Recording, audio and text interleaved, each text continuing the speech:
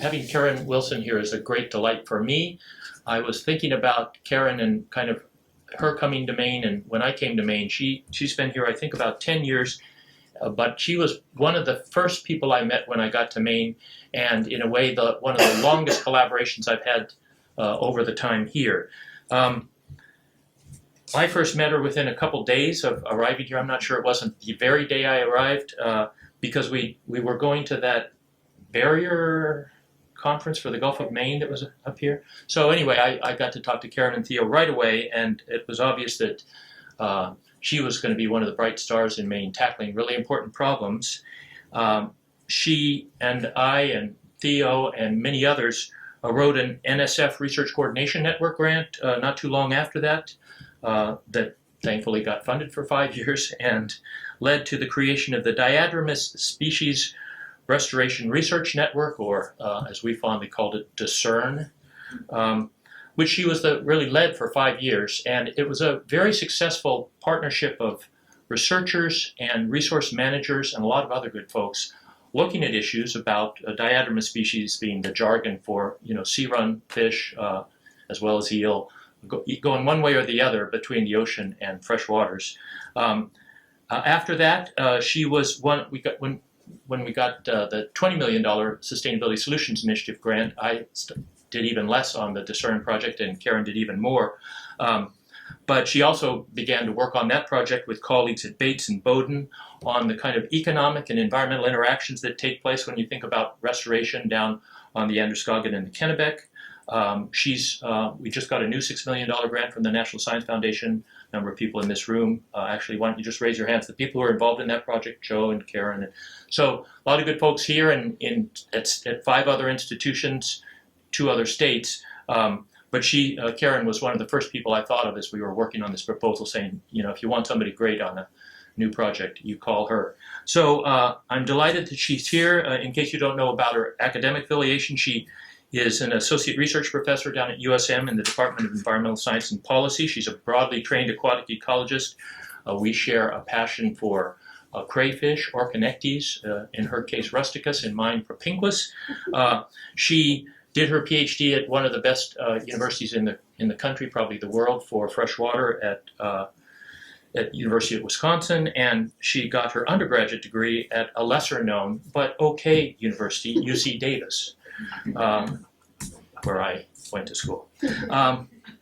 So you're going to love the talk she gives, which is really going to help us think about how we should tackle problems about restoration that are complicated, where people want different things when they go look at a dam or think about opening up habitat for migratory fish. I just want to note that Karen has now beat the in-lecture room record for participation by people technically from away. You guys probably don't realize how many people are streaming this, but let me just give you a list of who contacted us wanting to join and listen to the lecture. People from the National Oceanic and Atmospheric Administration, the Nature Conservancy, the University of Rhode Island, National Park Service, Department of Natural Resources, University of New England, MIT, hi MIT,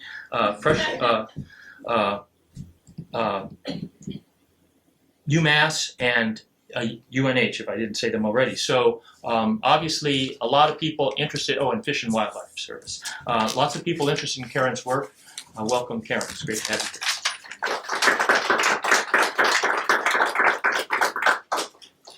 If it isn't already completely obvious, David writes some of those amazing, amazing letters of reference. If you ever need a really good one, he's the guy. Thank you so much. Now, let's see if I can... You want help? You can probably hit escape yes. first. I'm sorry. I probably can do this or else. So let me just... What? I could just go without No. a presentation. There it is. There. Is that it? One click. What?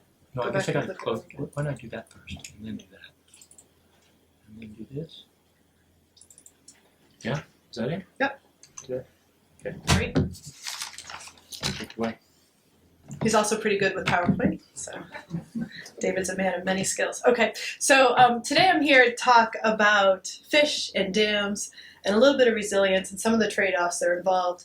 And I think the first thing I need to say is this is the beginning, really, I think, of a project rather than the end of a project. And so I think there may be no data slides whatsoever in this talk.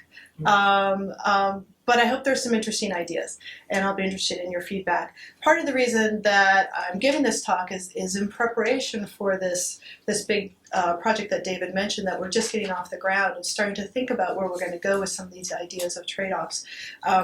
So we'll see how this goes. The other thing I should probably say is you'll notice I have a very strong fish-centric view of the world, and you know that's probably good. I think fish need to have someone out there who has a fish-centric view of the world. But I think you'll also find that there are many other ways to look at these problems, and that I haven't mentioned them all at all for any reasons. I was asked to talk a little bit about resilience, and so I wanted to, and this dovetails nicely with some of the work that I've been doing with my colleagues John Waldman and Martha Mather and Noah Snyder, actually as a product coming out of the Discern networking project. And that is thinking about resilience and how that applies to fisheries and fish production.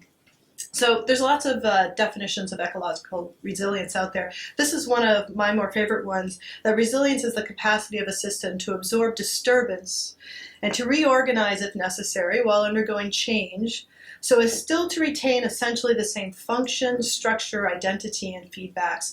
And so the idea is that you can perturb some sort of a system and that it might stretch and it might change a little bit, but in the end of it all, it's still got the same identity. At the end of it all, it's still got the same structure, maybe same species, or maybe we're talking about food web structure and just that there's top predators and bottom predators.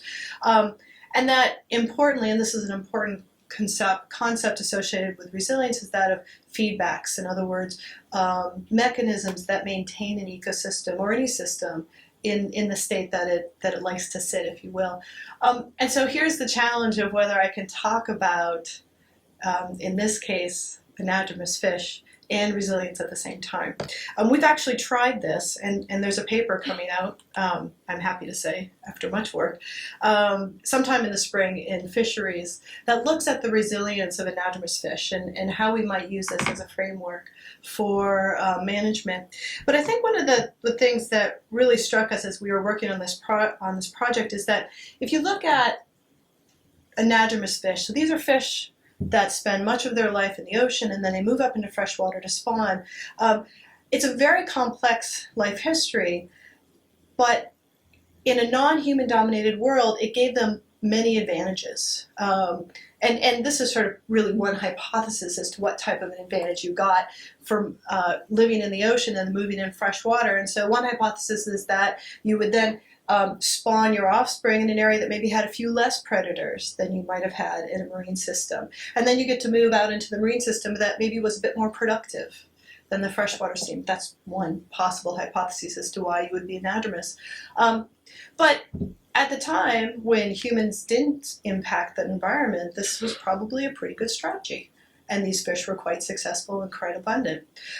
However, as soon as you add humans into the equation, things get pretty rough, because when you have this type of a complex life history, there's many places that we can get our hands into and that we can impact. So we can impact the fish out at sea, either through targeted fisheries or through bycatch. We can impact them as they're moving up the rivers into the estuaries and the rivers, because of course, particularly the way this area was settled, we focused on rivers first. And then, of course, we've impacted our freshwater systems heavily, both in terms of dams and water quality and so on and so forth. So this complex life history that initially was such a good thing turns out to make these fishes particularly vulnerable in a human-impacted landscape. So we think that in this paper we've made a good discussion about why resilience is a good framework to think about these fishes. And what I want to do is come back to this idea at the very end of the talk. In order to talk about anadromous fishes, I need to give you an idea of what's really out there. And I know there's a number of people in this room that have seen this figure before, but it's really quite remarkable if you think about what once was going on in Maine's rivers and really all the rivers up and down the eastern seaboard. So this is a really simple figure where on the left side In the dark blue, we have estuaries going up to tidal brackish. In the lighter blue, tidal fresh, mainstem and tributaries, and all the way up at the top of this graph are ponds and lakes and maybe little tributary streams. And then I've just put April through November across the x-axis of my graph. And if you start to fill in the activity of anadromous and actually catadromous fishes as well onto this figure, you start to get this impression that rivers like the Penobscot were a really busy place, and that fishes were moving in and out at all times. So we can start adding in our famous salmon, who move up into the main stem and the tributaries that are moving in and out of the rivers at various times. We can add in rainbow smelt, who come in early in the spring, maybe only up into the main stem. We can add in our elvers, our eels that move all the way throughout the system and come out many years later. Our sea lamprey larvae are spending up to 7 years up in the main stem and the tributaries. We had blueback herring, river herring moving in and out. Shad were moving in and out up into the main stem. We had alewives moving throughout the system, both in during the spring and then young of year moving out really from sometime in July and August all the way out until October. Who else have I missed? And I have not put in striped bass or short-nosed sturgeon or tomcod into this, what was really a busy, really busy picture. And one slide that I could have followed this up with is one of the evidences that early settlers in this area, and that's with the Native Americans, of course, were all over this because this was an incredibly important food source and a year-round food source for them almost. But if you look, there's a wonderful map from the early 1800s or mid 1800s of the Penobscot estuary and all of the weirs that were along the edges of the estuary, and all of those weirs were catching these fish. And there were literally hundreds of them just up and down the shoreline. So early settlers were very aware of this activity in the river.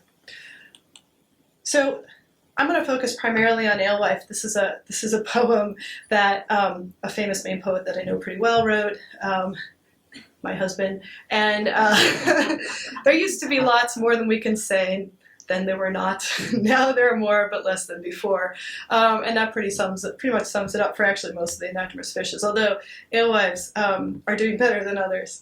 And so this is a picture of an alewife migration actually in the Penobscot River down near my home base as they're moving up a small stream that's only about less than a foot in depth, moving up to Highland Lake to spawn. So a little bit about alewives. A couple of really important facts. The adults come into spring to spawn in the spring, and they move into lakes and really slow-moving water wherever they are, where they spawn. I think that it is historically the maximum run tends to be around Mother's Day, or at least that's what it used to be. It's getting a little earlier and a little earlier as you go. And importantly, these adults move into the fresh water and then spawn and then move back out. And so not only are they natal spawners in the sense that they return to their natal river, at least, perhaps their later natal lake, we don't know, but then they leave.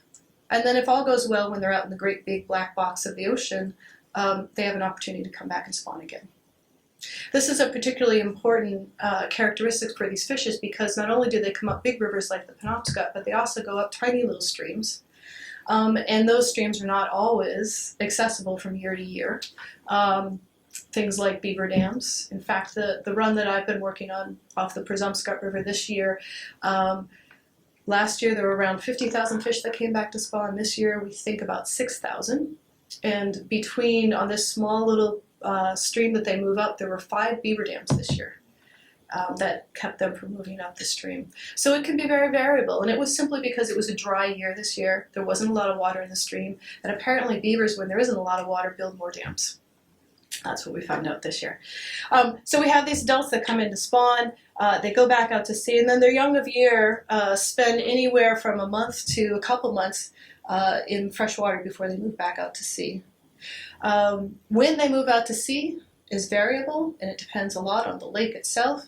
It might depend simply on whether or not there's enough water for those fishes to move out of the lake.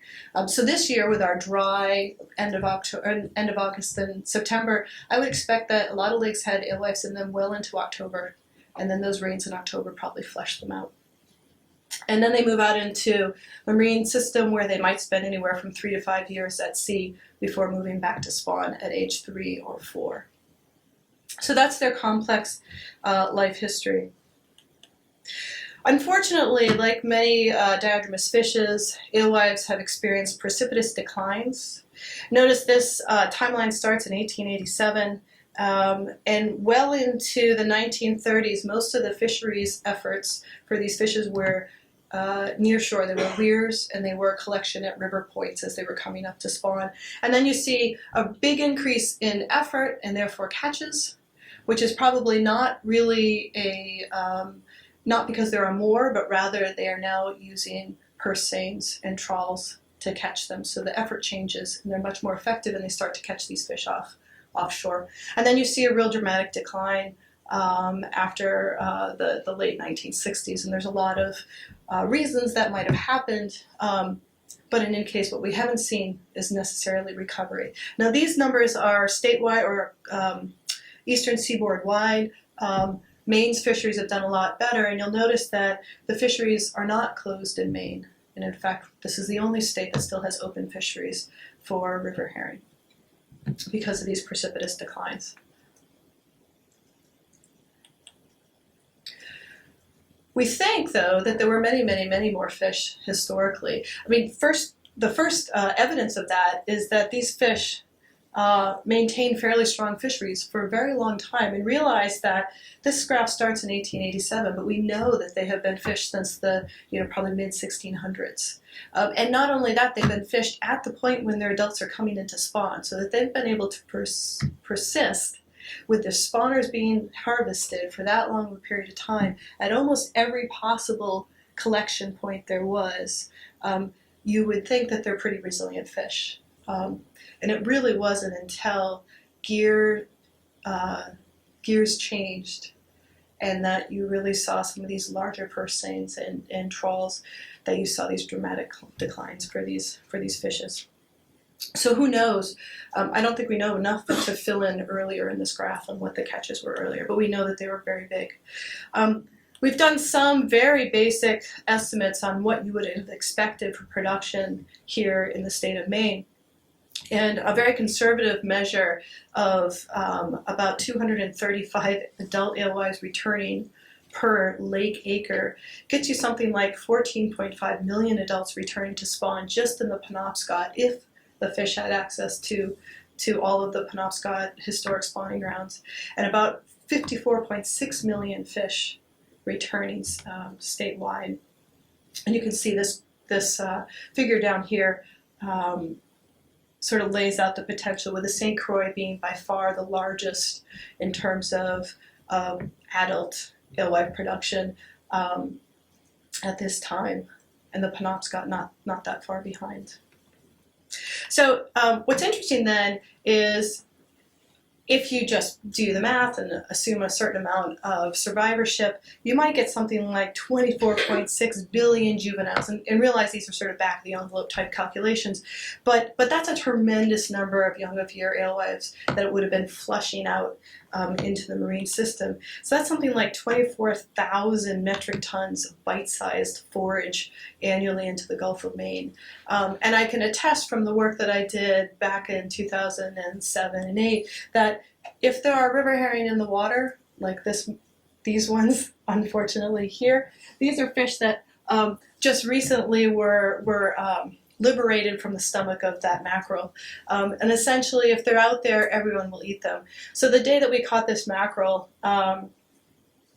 these mackerel were full. Little tiny tinker mackerel would have exactly one river herring stuck down their throat. We pulled up cod from 60 feet to 80 feet that were full of river herring.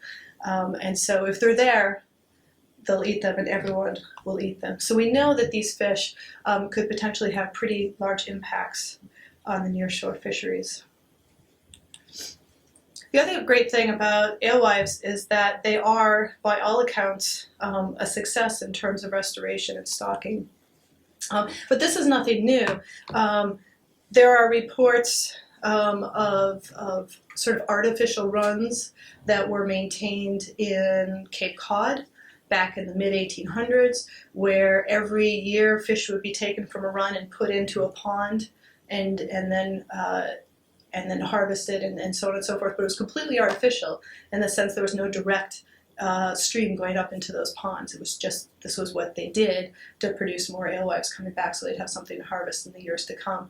And we know that as early, I think there's reports, the Damariscotta run, the fish ladder was installed around 1801, or at least that was one iteration of the fish ladder, and that we know was restocked from other places as well. So there's people have been moving these fish around the landscape for a long, long time.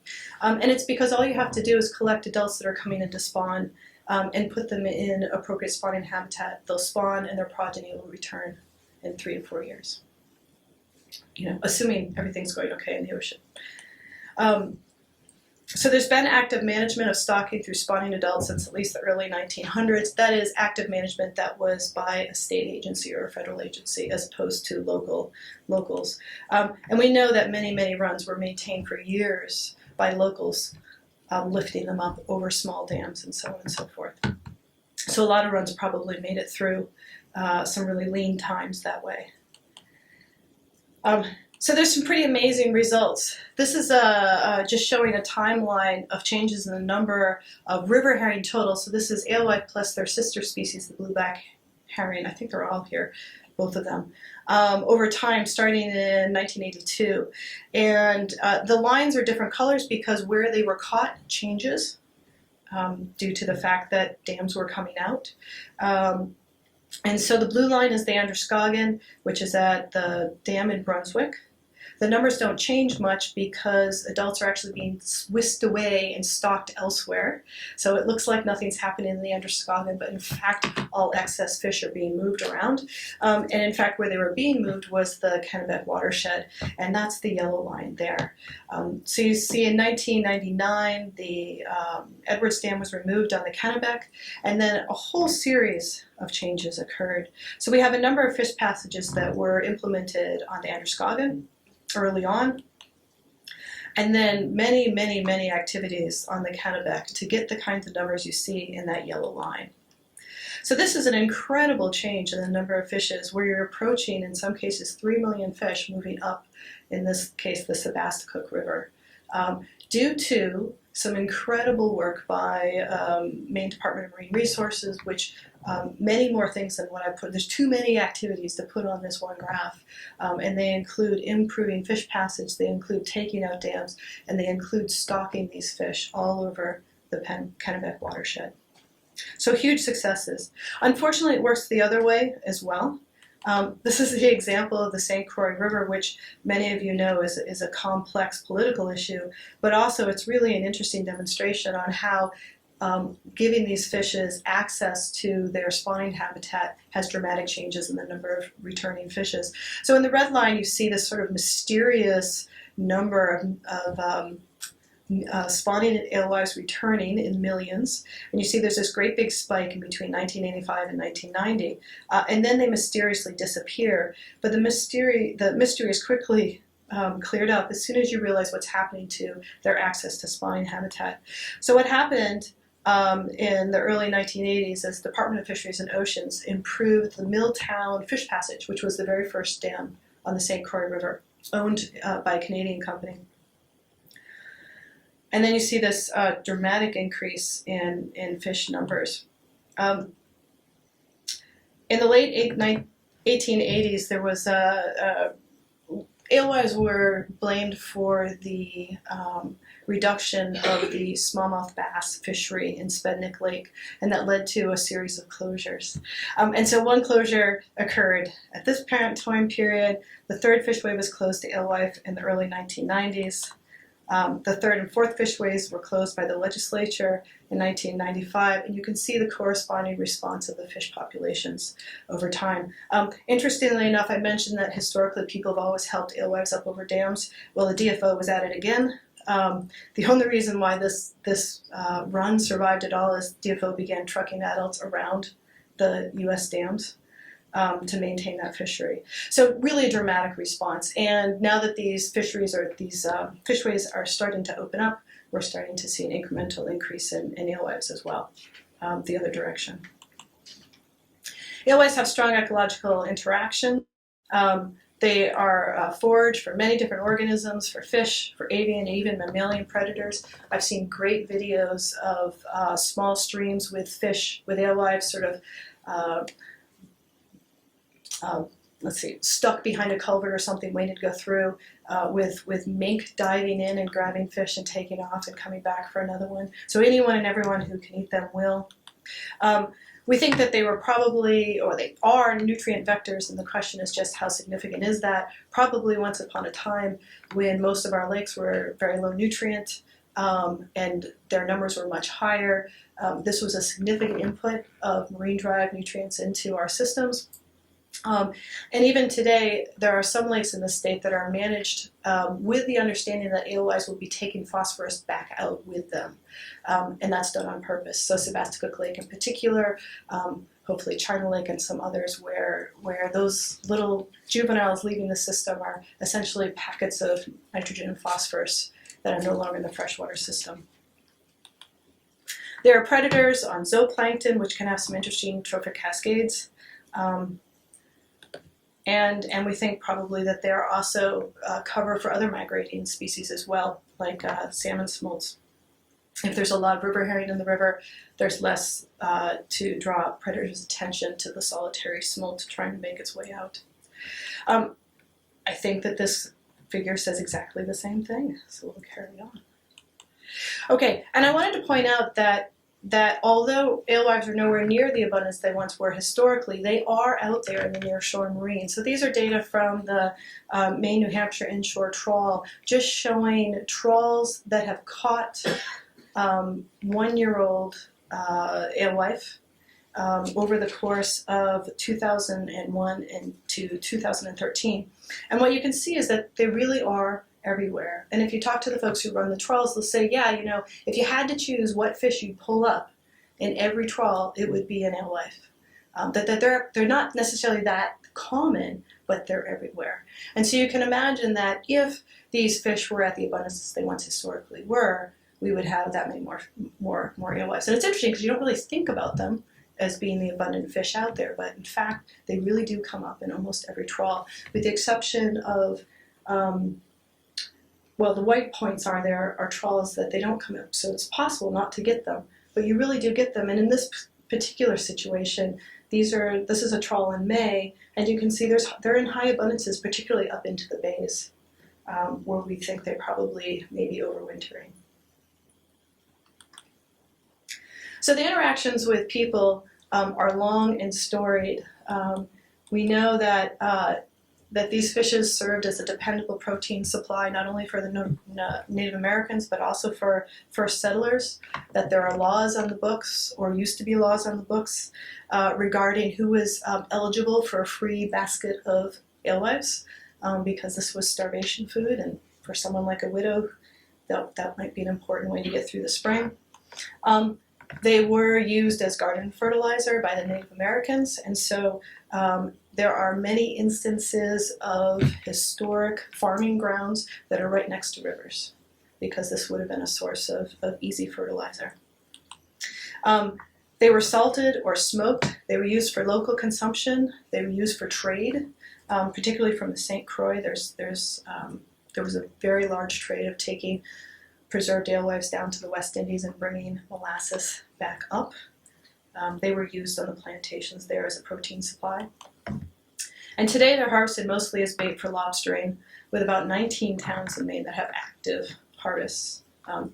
As I said, only in Maine. This particular picture in the background is of the harvest at the Benton Falls Dam on the Sebasticook River. This is the run that has taken advantage of all those fish that have been restored in the Kennebec watershed. And what's interesting about this run is that they're taking as many fish as they can the fish lift operator is lifting as many fish as he can over the dam, and yet there are still fish at the bottom of the dam, to give you a feel for what does 3 million fish look like. It's a tremendous number of fish moving up there. What's interesting about these alewives is there's really strong incentives for being good stewards. They're highly visible, which means that the public sees them. Think about it. What other marine forage fish spawns in view of people? None other. There is none other that we have this kind of control over their ability or their access to spawning. There are dependable rewards for conservation actions. You get more fish. Usually. Not always, but you usually do. And they have monetary value. They have monetary value both as income for harvesters and the farms that have the permits. And they also have monetary value from the perspective of festivals, of which there's probably 3 or 4 now in the state.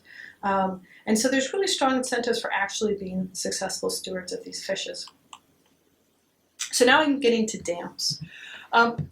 Many of you probably know the history of dams in Maine, and it's a lot. So this is work from Holodahl in 2010, and what she did along with her colleagues was to look at how the number of dams have changed in this state over time and how that impacted anadromous fisheries. And so you can see as you step through time from 1630 to 1750, then add up the dams into the 1800s, into 1850s, up into 1900, and you can see that there was a slow progression of dams starting in the southern part of the state, which was first settled, and moving up into most of the state. So a tremendous number of dams throughout the state, which is interesting because you don't really think of that necessarily, that they're there. So dams have, as you might imagine, a lot of negative impacts on fishes like alewives. They impede upstream and downstream migrations to varying and, importantly, often unknown degrees. They create bottlenecks at which fish are slowed down, and then they're therefore more vulnerable to predation, to exhaustion, or possibly just being late to the show and missing the spawning window, which can be a big problem depending upon how far they have to go. Dams, of course, change water flow patterns, and that impounded water is warmer, it's slower, and it often is habitat for predators that maybe alewives didn't have to deal with all the time on their migrations. So for instance, at a lot of the tops of dams around here, you'll find smallmouth and largemouth bass lingering and waiting for alewives to come up over the dam. But of course, for people, we can go through a whole list of positive things that dams provide.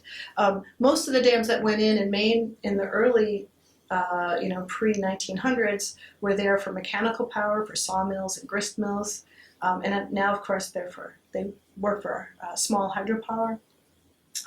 What's interesting when you start really looking at what you need to do to reintroduce alewives to their historical spawning habitat is that almost every lake in Maine of any significant size has some sort of a dam on the outlet. It might just be a foot, it might be 2 feet, but it's there. It might have been there initially because of logging. It might have been to control water levels on the lake so that you could get logs down at different times of the year. But today they're sort of grandfathered in, and then you have a whole bunch of folks who live along the lake who expect that dam to be there because it keeps that lake at the level that they like. And that's important to consider, because what it means is just because you can get an alewife or some of these fish up a river doesn't mean that you can actually get them into the lake. And that actually introduces an entirely new human component to this question, because now you have another group to deal with, and often a group that's really removed from where these fish are coming from. And they're not thinking about them being valuable as lobster bait, for instance. They're more interested in what that means for their lake. Dams, of course, provide flood control, which is not as important here in the Northeast. And recreational opportunities are really important, particularly as you start to talk about pulling out dams in more suburban or urban areas. And they provide an aesthetic and historical significance. So my question, as I was putting this talk together, is, are dams at all useful for alewives? Is there at any time which you might actually say maintaining a dam has a positive impact on these fish? what I focused on was whether or not that might be an important part of providing spawning habitat. One of the things that we do know is that there are lots of lakes in Maine that have alewife runs that have significantly larger footprints, if you will, because they have a small dam at the outlet of the lake. So that dam might only be 10 feet tall, but that means that you can flood out a lot of wet meadows along the edges of lakes and so on. So there could be significant spawning habitat and juvenile habitat just simply provided by the fact that the lake is a little bit bigger than it might have been. In some cases, we have entirely new lakes that have been created here in Maine. An example might be the many mill ponds that are out there that are on small streams that never had a pond on it in the first place, or Graham Lake, very close to here, that was completely non-existent prior to 1920s. And then probably the best example is the St. Croix watershed, which has tremendous amount of impounded water.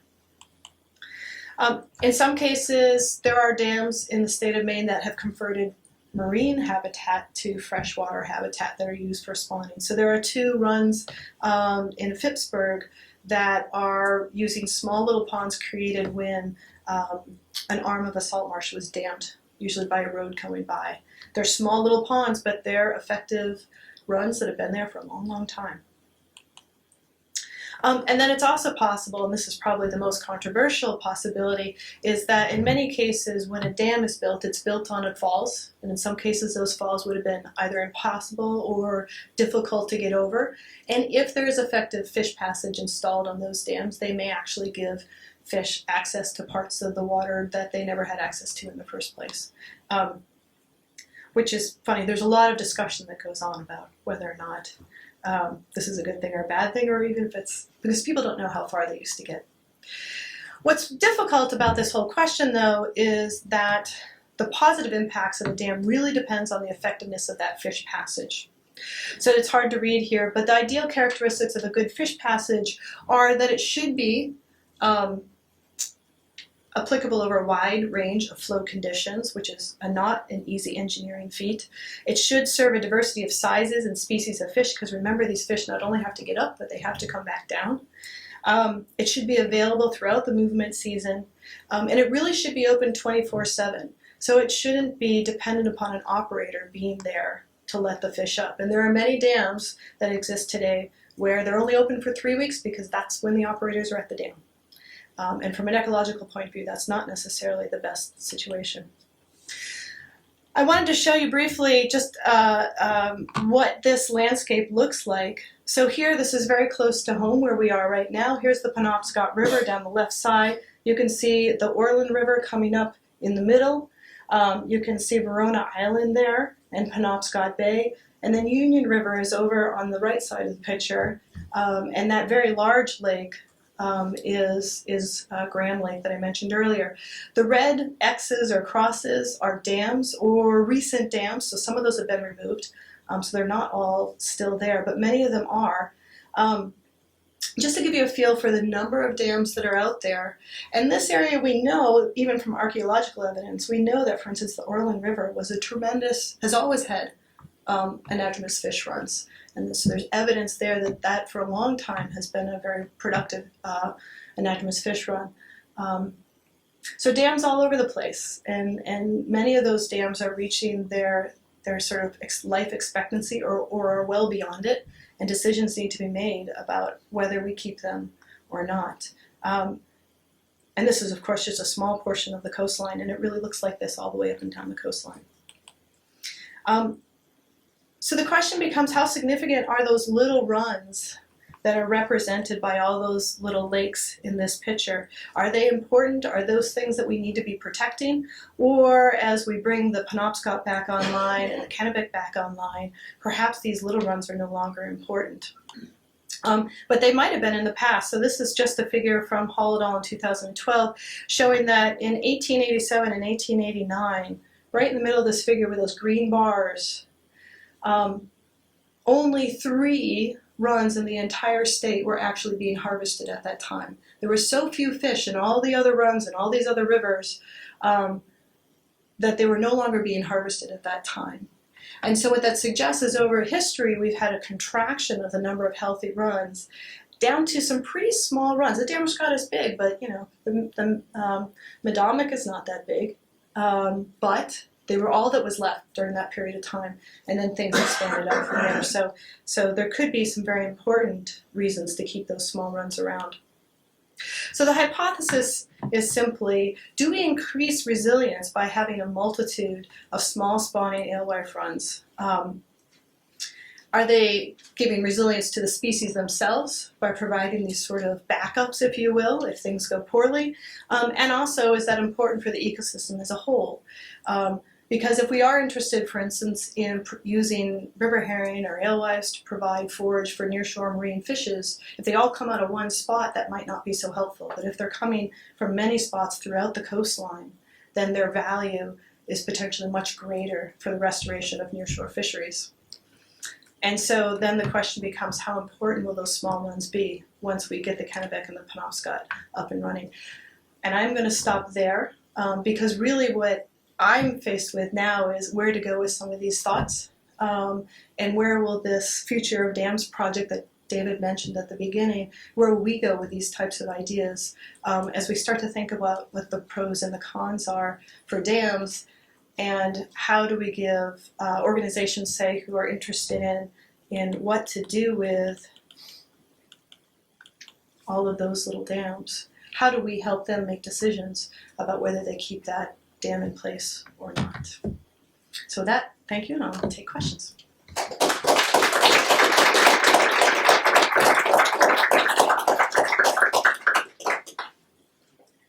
Lots of time for questions. Someone must have one. So there's a lot of things I didn't talk about. So someone's got to point me out on that. Someone could call me out on many of things. Like, for instance, what we don't know is how well dam passage actually works. And so there's been very little effort, well, not very little effort, but many, many dams that have fish passage have not been assessed for how well that fish passage actually works. And when what assessments are out there, when they're sort of gathered together and you look at the body of evidence, what it says is there's incredible variability in how well various fish passage methods works. It literally can be what looks identical to you. One might have 24% passage and another might be 95%. Sean, see? That's all I have to say. There you go. So a lot of the focus is on, tends to be on the ability for our fish to go upstream, but how's it look for fish returning, especially with turbines involved? Right, so that's obviously a big problem, and I think it would be safe to say that there's probably fewer studies on what happens when you come back down than there are on what happens when you go back up. And that's a problem both for the juveniles coming out, but also the adults as well. So there are many systems where adults can get up, but they can't get back down. So you lose that potential for repeat spawners. So the problem is they get entrained into the turbines, they get chopped up. And the question is, how can you prevent that? So there's a lot of work that's been going on sort of micro hydro efforts to use turbines that don't chop fish up. They're maybe not as high power, but fish can pass through them. And so, right, exactly, you'd have to start thinking about those types of trade-offs with what. Yeah. What's a good study look like to see what the effect is of fish passage? Like, how do you tell if the fish passage is good? Joe's looking at me. What is she going to say? Well, there's a couple of things that you need to take into account, and Joe can pipe up if he wants to add more. One of the really important things is whether the fish can find the into the fish passage at all. So it's that attraction flow, because when fish are moving upstream, what they're homing in on is that sound and force of water coming. So they'll head to the areas that have the most water coming down. So if they can't find the fish passage because it's got this little attraction flow and there's this big flow right next to it, they never actually get into the fish passageway itself. So you have to assess their ability just to find the fish passage, and then you need to be able to assess their ability to move up it. So how long does it take? How many fall back? How many make it to the top? How many die immediately upon getting to the top? I don't know. So And you can do that with sort of mass tagging, or you can do it by individual tags that you can track using radio tags or acoustic tags. The radio tags, the acoustic tags tend to be more informative because you can watch individuals' progress, but you look at less individuals. Do you know, is there any way of knowing what the significance of alewife reduction or expansion up to this point would be on groundfish? So there are many variables, of course, impacting groundfish at this point, right? And everything from just very different ecosystems out there at this time.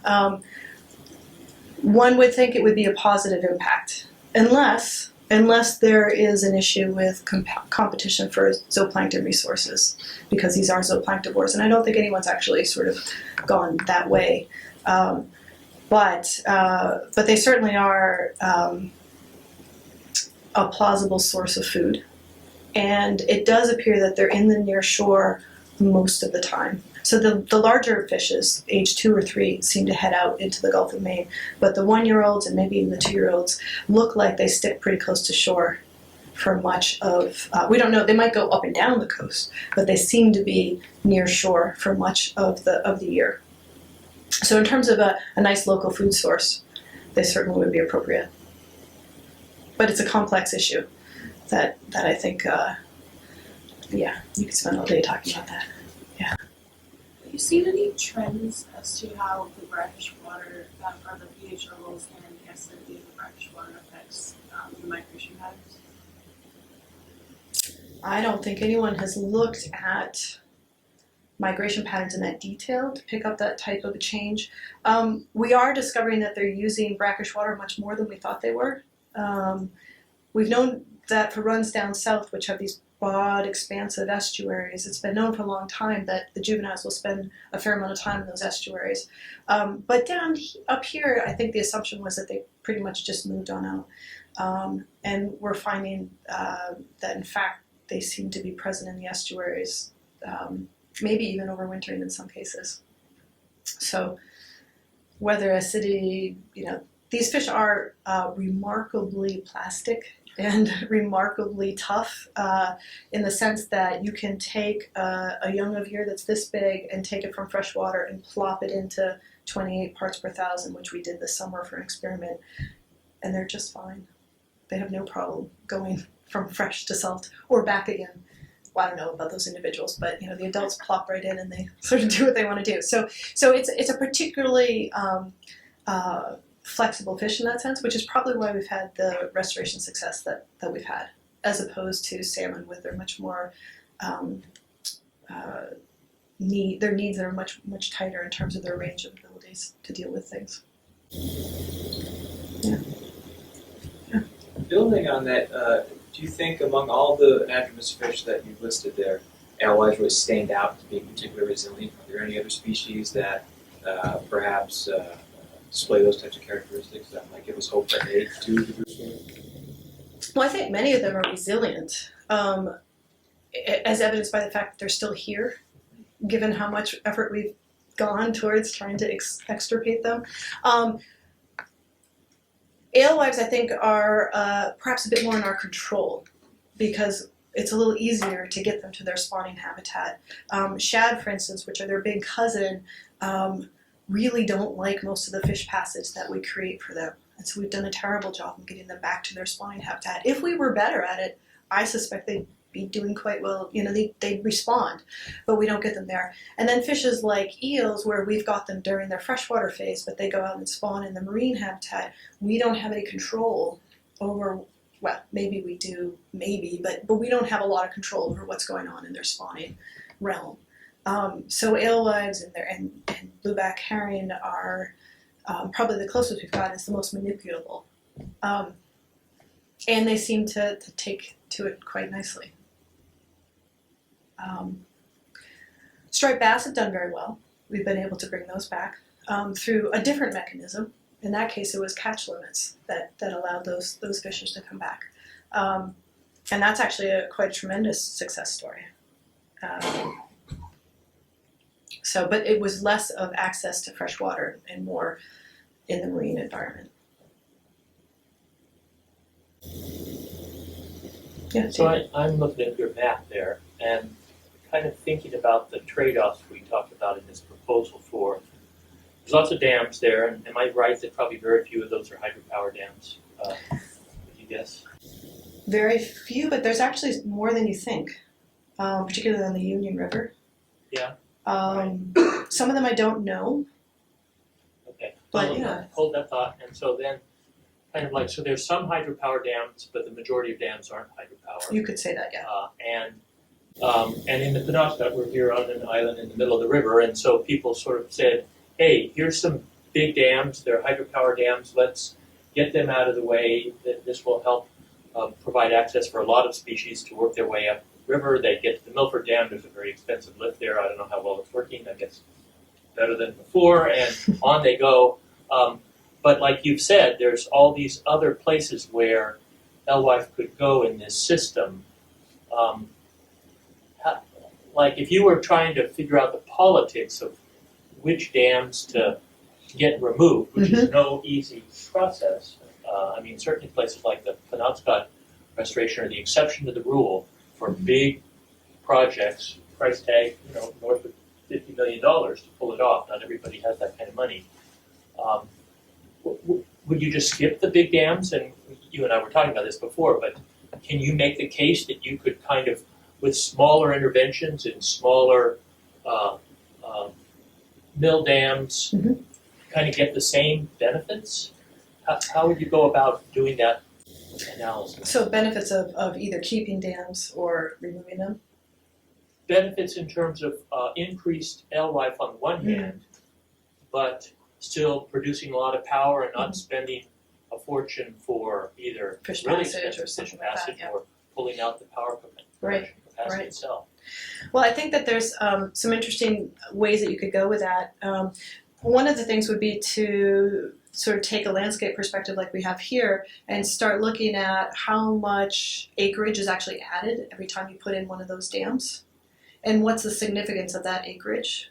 Is it that all those mill dams up and down the coast of Maine add up to the Damariscotta River? In which case, perhaps we want to, from the perspective of the statewide production of alewives, maintain more of those mill dams than we might have thought otherwise. And then there's also the spatial component as well. Again, do we want all of our alewives coming out of just 2 points in the entire our entire coastline, or do we want to have little bits here and there dribbling up and dribbling out into the near shore?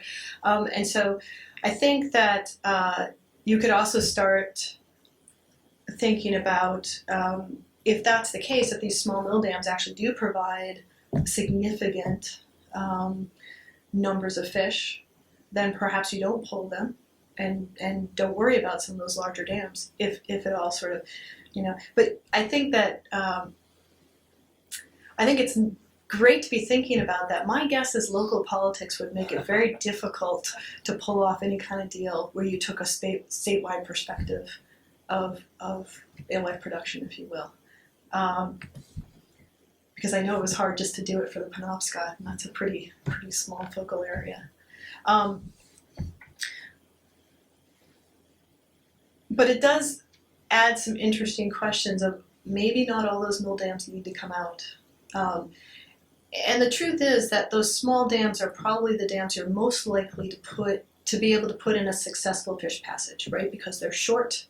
Those fishways are short, and those are usually the most successful ones. It's the ones that are maybe 20 meters, 30 meters long that snake up a hillside. Those are the ones that are most difficult for fish to move up through.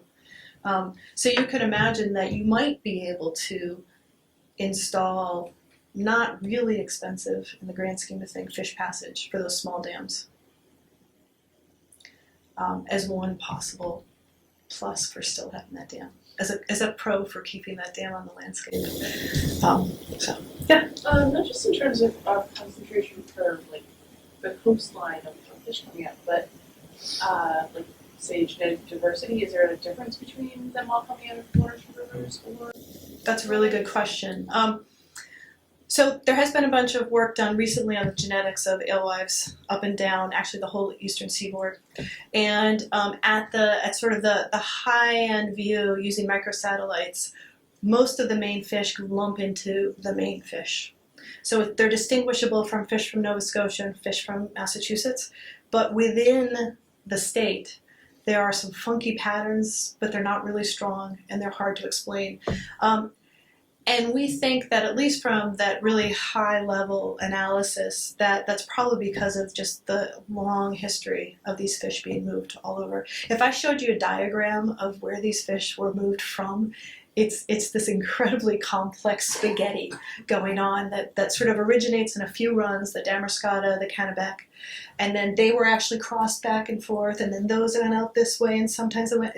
It's really quite a remarkable effort. And the only places of the state that weren't touched, for the most part, are as far down east as you can get, and that's really just because it was too far from Augusta to take the fish, right? Not because they wouldn't have done it if they could have, but just too far. But that said, there are some unique runs in the state, and the runs do differ in that if microsatellite chemistry of their otoliths, which sort of record their passage from freshwater into marine.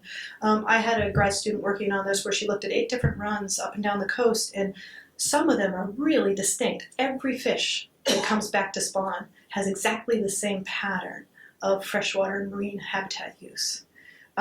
So that they really are homing, right? There's a lot of homing going on. And so you'd expect that there probably are genetic differences. They're just not visible at sort of the broader reach. So there's some reanalyses that are going on now where folks are looking at using more detailed methods that allow you to get a little bit closer. But there are runs like Walker Pond off the Bagaduce River has sort of a famous dwarf run. All the fish are really little. And we thought they would actually be distinct genetically, but in that high overview, they weren't particularly. So is that going to be an influence on any kind of policy about managing? No. No, the time for that I think has passed, and the genetics were not, the patterns aren't obvious enough to change policy at this time. Yeah. There probably is other underlying patterns, but we won't see those for a while. Yeah, So I that's a good think we're question. at time, but if you have questions for Karen, hang around, and let's thank her again. Great. Thank you.